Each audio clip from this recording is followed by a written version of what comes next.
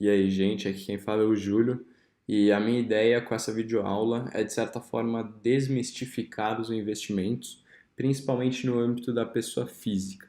Para isso, eu trouxe um conteúdo base para a montagem de um portfólio de investimentos e também uns pontapés iniciais de por onde começar a se aprofundar em temas interessantes para o desenvolvimento de um mindset investidor, que é algo que eu acredito ser importantíssimo para qualquer pessoa, independente da profissão, e que não é trabalhado direito nas matérias da GV, apesar de estar super relacionado ao nosso meio. Eu comecei a investir já faz 2 anos, muito por conta da necessidade de cuidar do meu dinheiro, uma vez que os meus pais sempre foram leigos nesse assunto. Então, eu trouxe aqui um pouquinho do que, na minha opinião, todo mundo deveria saber. Eu começo aqui com uma metáfora que o conhecimento de investimentos ele é como uma bússola desempenhando o papel de GPS. A bússola ela não é nenhuma garantia de que você vai chegar no seu destino. Muitas coisas podem acontecer fora do seu controle para que você não chegue lá. Mas de qualquer forma, ela é um norte que você precisa ter para ir na direção certa, ou seja, para você não fazer cagada com o seu dinheiro. E é essa bússola que eu quero começar a construir hoje. Então vamos lá. Investir se resume a duas coisas: necessidade e portfólio. Quais são as três necessidades possíveis? Preservação de patrimônio, aumento de capital e geração de renda. É com isso que você vai escolher os ativos que vão compor o seu portfólio. E como é que o portfólio ele vai impactar a sua necessidade? Digamos que depois de 10 anos investindo para aumento de capital, você teve um ganho de 200%, muito acima da inflação, e aumentou bastante o seu poder aquisitivo. Concorda que não faz muito sentido você congelar todo o seu patrimônio, uma vez que você já tem o suficiente para bancar os seus gastos, sem abrir mão de qualquer conforto monetário que você tenha acumulado ao longo dos anos?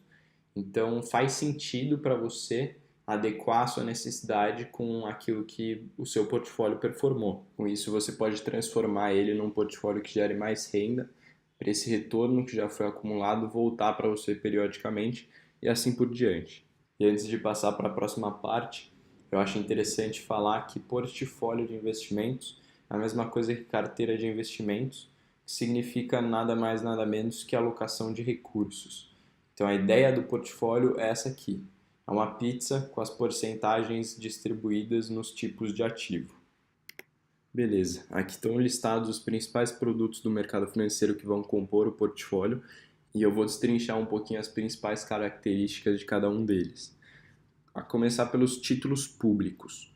Os títulos públicos são o investimento mais seguro que você pode ter. Isso porque ao comprar o título você está correndo o risco do país, é o risco do Brasil quebrar. E quais são os tipos de títulos públicos? Existem três, assim como nos títulos privados também vai ter esses três. Tem o pós, o híbrido e o pré-fixado. Qual que é o mais seguro possível desses três? É o pós. Por quê? Porque ele é ajustado a mercado. O pré-fixado, em compensação, como o próprio nome já sugere, ele vai estar, a taxa de juros vai ser estabelecida previamente. Então, digamos que você compra o tesouro pré-fixado a 10%. Beleza. Aí depois de um ano a inflação sobe para 15%. Está perdendo dinheiro, porque o título que você comprou rende abaixo da inflação. Enquanto que o pós, ele vai se ajustar. Então a inflação começou a subir, o, o pós-fixado vai subir também. Cada 45 dias ele vai estar sendo ajustado. Então, retomando, pós ele sempre vai ser mais seguro do que o pré-fixado, porque você não está correndo nenhum risco de mudança de mercado. E no meio disso, a gente tem o Tesouro IPCA+, que é um híbrido. Ele é metade pós, metade pré. A parte pós dele é a inflação por si só, e a parte pré que vai pegar um pouco dos juros real. Atualmente, sem considerar o vencimento de cada título, o Tesouro Selic está a 6,5%, o IPCA no agregado, contando o juros real, vai estar mais ou menos 8% e o pré-fixado vai estar 9%. Se o país melhorar, a taxa básica cair, o IPCA e o pré-fixado vão render melhor.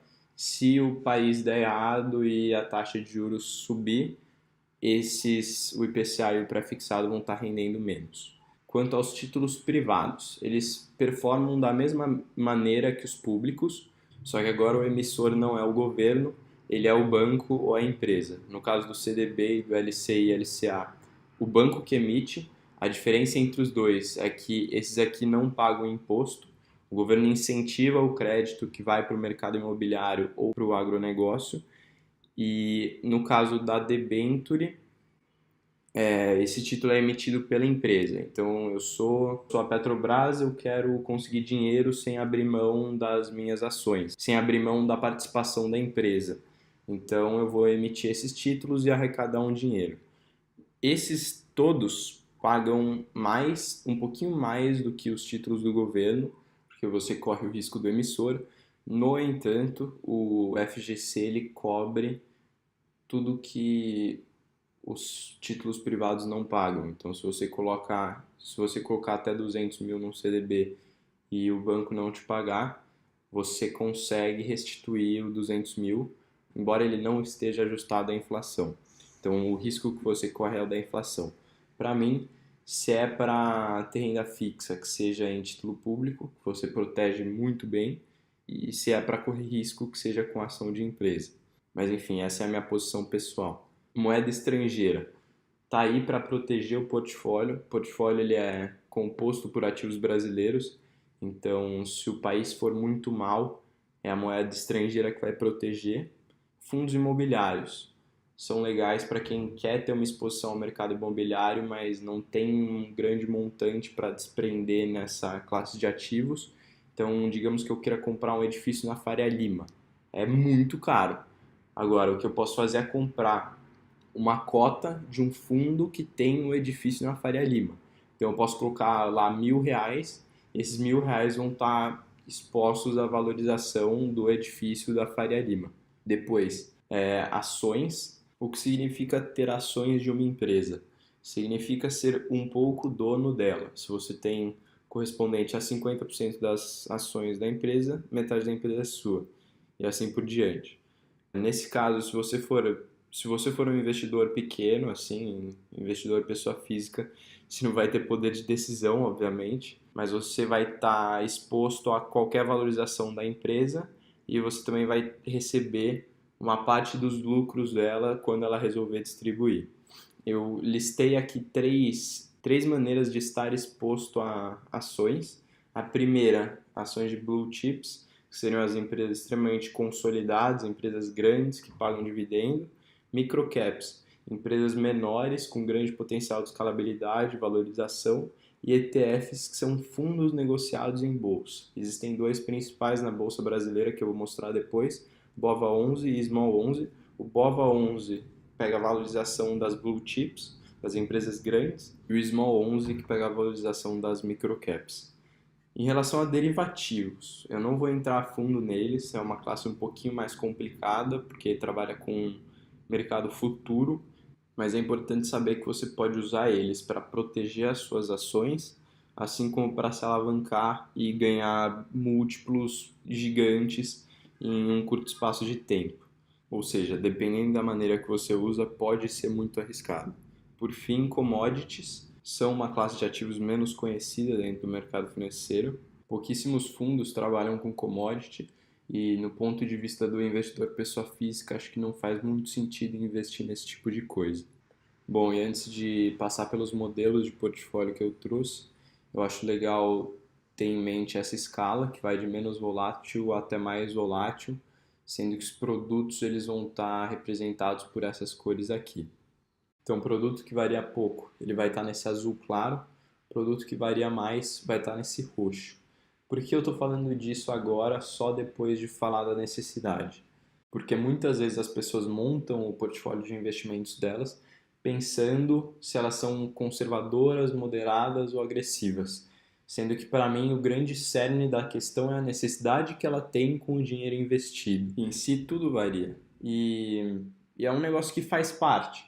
É uma questão que tem que ser trabalhada no mindset. É claro que tudo tem risco, mas é muito mais sensato estar exposto de uma maneira diversificada a ativos que variam bastante do que estar exposto de maneira concentrada a ativos que variam um pouco.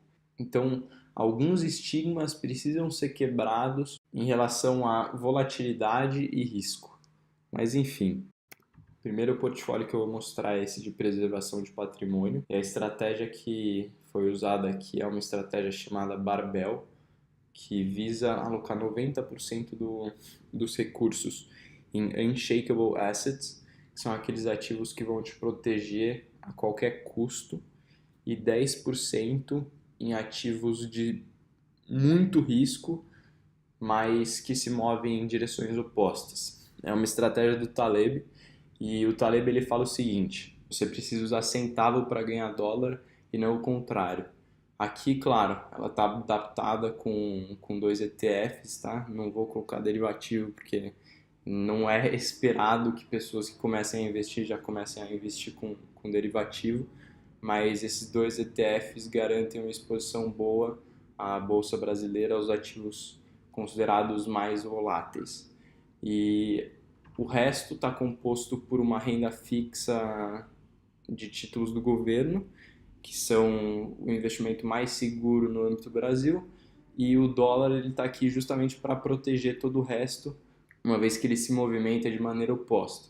Nem sempre, mas geralmente, quando o Brasil vai mal, o dólar sobe, porque tem mais capital saindo do Brasil e buscando a moeda de confiança, ou o mercado de confiança, que é o mercado americano. Essa aqui é a carteira de aumento de capital e, como vocês podem perceber, ela está muito mais exposta a ativos voláteis do que a anterior. E indo ponto a ponto, carteira de ações. O que são esses negocinhos com 4 letras e um número? São os tickers da ação. Então, se eu quiser comprar a ação da Gerdau, eu vou ter que ir lá no meu home broker da corretora, vou digitar isso aqui, Goal 4, e aí eu vou ter a possibilidade de comprar a ação, de negociar ela, de fazer o que eu quiser. É interessante perceber que as 7 empresas que estão aqui são de setores variados da economia. Então, Gerdau, setor de metalurgia, Banco do Brasil, financeiro, Intermédica, saúde, IRB, seguros, Porto Belo, revestimentos, Movida, aluguel de carros, Home, setor de produção. Então, independente do rumo que a economia toma, você tem ações que performam de maneiras diferentes, com betas opostos e que, de alguma maneira, no longo prazo, vão gerar um ganho interessante para a carteira. Eu não pretendo abordar a fundo as filosofias de stock picking, até porque não existe lei universal e cada investimento pode ter um tipo de racional por trás, mas a filosofia com a qual eu mais me identifico é a de investimento em valor, do Graham e do Buffett, que se provou ser a mais vencedora, querendo ou não, e ela visa empresas com principalmente 7 aspectos fundamentais: histórico positivo, ROIC alto, margem alta, liderança de mercado, dívida sob controle, boas práticas de governança e num preço justo e barato. Bom, agora passando para os fundos imobiliários, que também são uma ótima maneira de diversificar o portfólio, eu tenho aqui opções que já são diversificadas por si só, cada fundo tem de 5 a 7 imóveis, dependendo do tipo de imóvel, e a maioria dos fundos eles têm ou lajes corporativas, ou galpões, ou shoppings, porque são imóveis mais difíceis de um investidor adquirir no modo solo.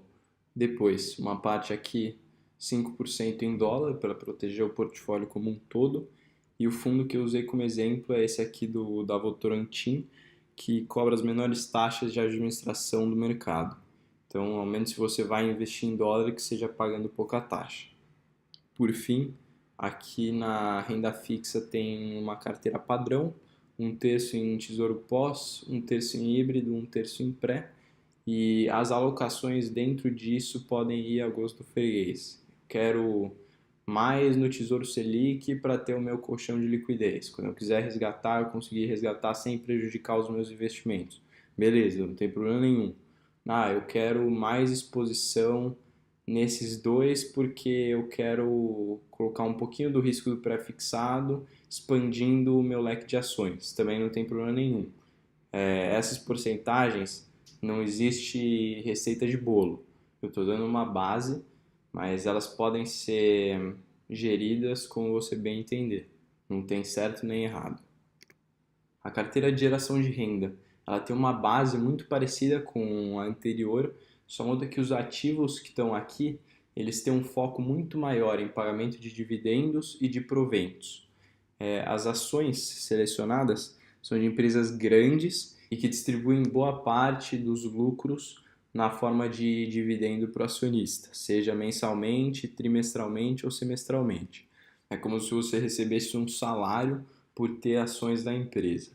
Depois, esses fundos imobiliários também são referência no pagamento de proventos e a parte de renda fixa ela está focada em títulos que pagam juros semestrais, que é uma forma de fazer com que o seu dinheiro investido, o ganho que você teve com o seu investimento, ele retorne periodicamente para você sem mexer no montante que já está lá.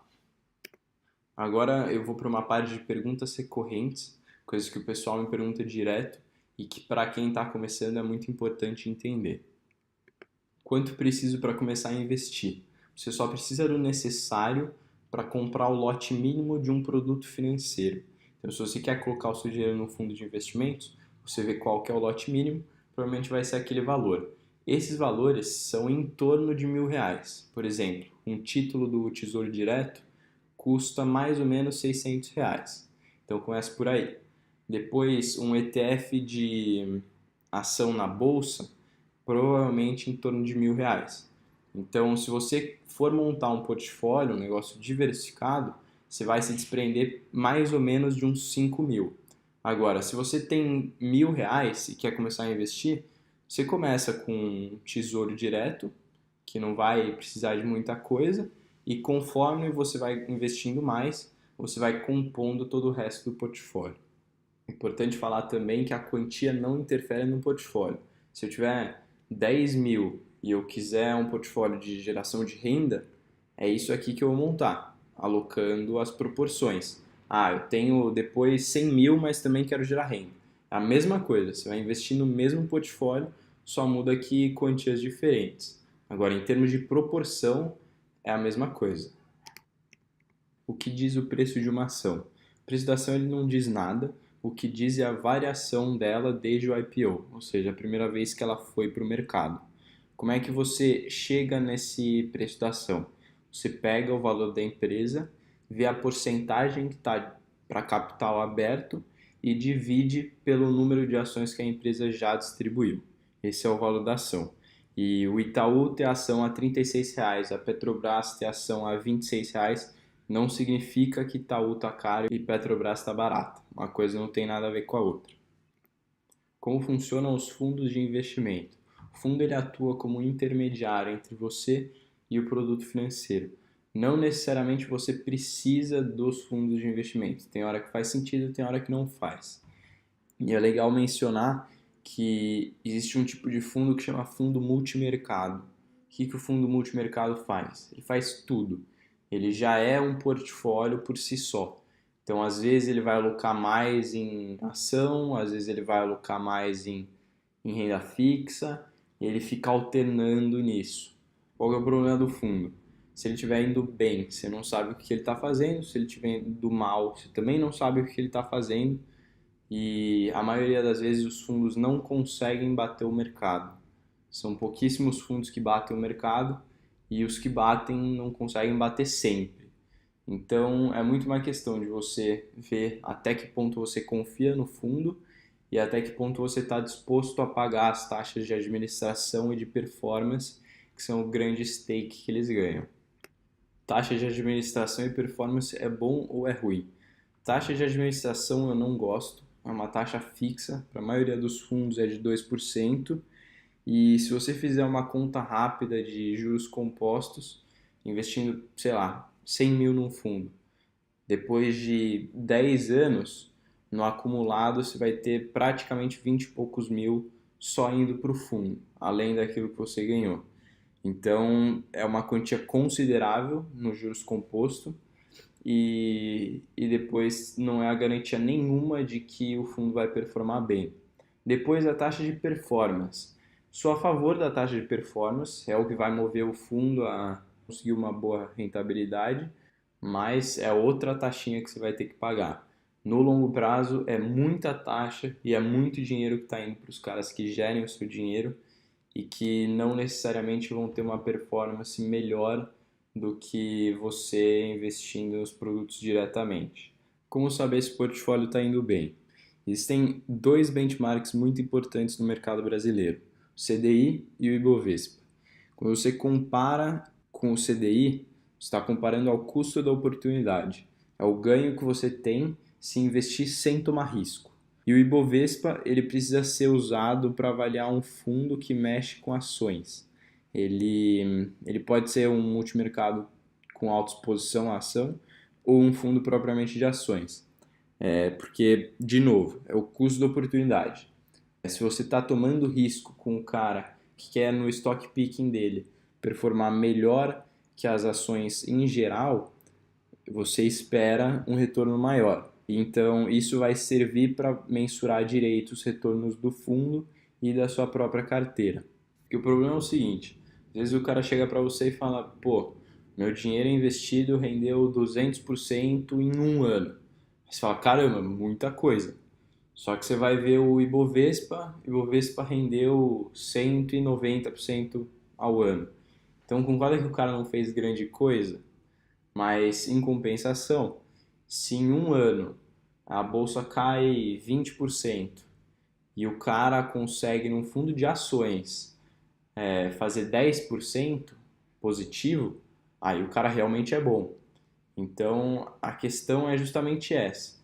Você tá comparando as rentabilidades do gestor com as rentabilidades do mercado que ele atua. E principalmente ver isso no longo prazo. Não adianta pegar um ano que o cara foi muito acima e achar que ele é um deus. Sendo que o fato dele ter performado bem em um ano não é nenhuma garantia de que ele vai continuar performando assim.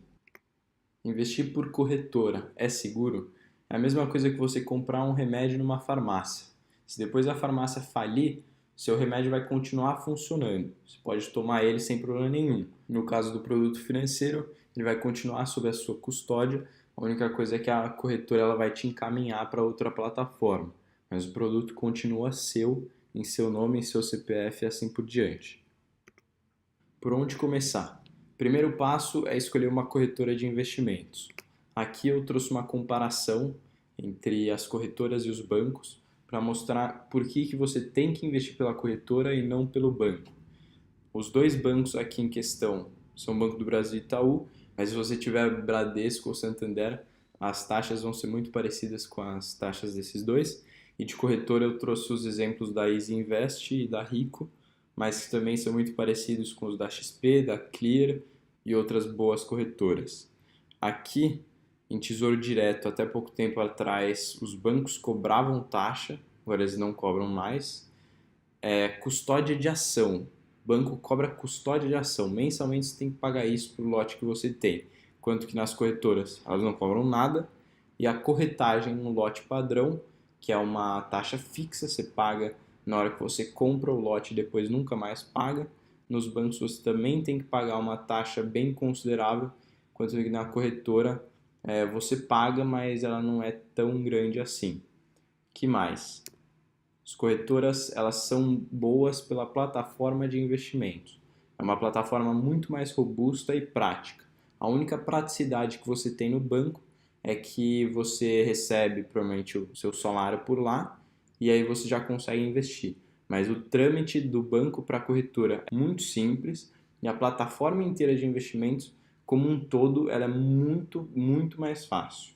Além do mais, na corretora você tem acesso a todos os produtos de investimento, enquanto que no banco você tem acesso aos produtos do banco, que são muito limitados.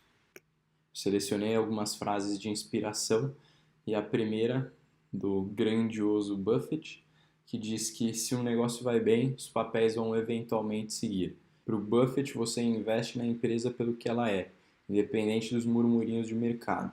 E se eventualmente o preço cair muito, sem que haja uma questão fundamental envolvida nisso, a única coisa que dá para se concluir é que é o momento de comprar mais. A segunda frase é do Bill Bonner e ele diz o seguinte: a bolsa é um lugar para transferir dinheiro dos impacientes para os pacientes. Se você quer ganhar dinheiro com bolsa, tem que ser para longo prazo. Ah, não, mas eu sou trader e eu quero ganhar dinheiro rápido. Tudo bem, vai nessa. Mas se você pegar todos os caras que até agora ganharam dinheiro em bolsa, fazendo trade, e todos que ganharam fazendo investimento em valor, você vai ver que existe uma grande discrepância de sucesso entre eles. O investimento em bolsa, ele precisa de tempo para completar o ciclo econômico e gerar valor. Terceira frase é do Taleb, ele diz o seguinte: nunca pergunte ao médico sobre o que deve fazer. Pergunte o que ele faria se estivesse no seu lugar. Isso serve para todo conflito de interesse que você tem dentro do mercado financeiro. Se você perguntar para o seu gerente do Itaú onde você deve colocar o seu dinheiro, ele vai falar provavelmente um fundo do Itaú. Se você perguntar para o seu gerente da XP onde que você deve colocar o seu dinheiro, ele vai falar um fundo da XP. Agora, será que eles estariam colocando o dinheiro deles nesses fundos, sabendo de todas as taxas de administração e performance que existem por trás? Será que se você entrar na conta de investimentos do seu assessor da XP, ele vai ter COE lá? Provavelmente não, porque o COE é o maior abuso de taxa para o investidor. Agora, provavelmente ele já te indicou o COE. Então, quanto mais você conseguir fugir dos conflitos de interesse dentro dos bancos e das corretoras, melhor. A última frase é do Sócrates: eu só sei que nada sei. Essa frase tem que ser uma premissa para qualquer tipo de investimento. Você não sabe o que vai subir, o que vai descer, assim como o melhor gestor do mundo também não sabe. Ninguém sabe, essa é a verdade. Com isso, por mais convicto que você esteja acima de uma tese de investimento, você nunca vai se alavancar demais por causa dela, assim como você nunca vai deixar de manter um portfólio diversificado. Aqui eu listei alguns livros para quem quer se aprofundar mais no tema, para quem quer começar a desenvolver esse mindset de investidor e quer começar a entender como é que funciona a economia em geral e as filosofias que estão por trás dos investimentos. Então, daqui para cá, você tem uma ordem boa de livros, né? Começando de um mais tranquilo para um mais pesado. E eu também estou deixando aqui a recomendação da Empíricos, que atualmente é a maior consultoria de investimentos do Brasil. É uma ótima publicadora de conteúdo. Eles têm um marketing exagerado, sim, concordo plenamente, mas o conteúdo deles é bom e para quem quer aprender, eles têm curso bom e eles têm série boa.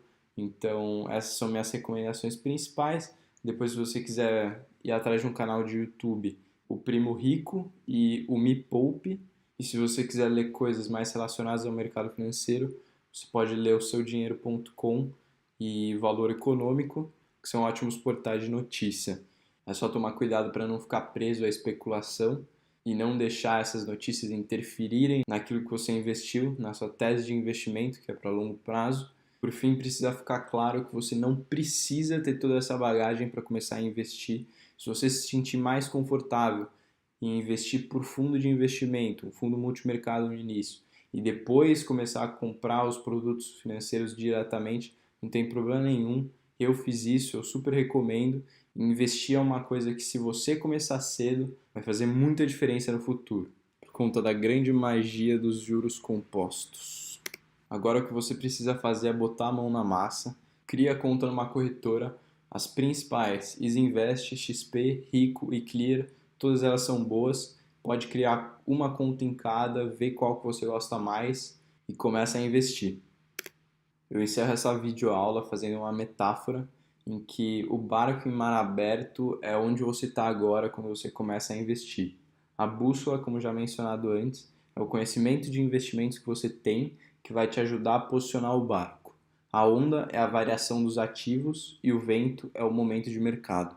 Você sabe que para lá do horizonte tem um lugar em que você quer chegar. Nesse caso, ele pode ser o conforto para viver de renda ou de ter uma situação financeira consolidada. Quando você vai chegar lá, não dá para saber.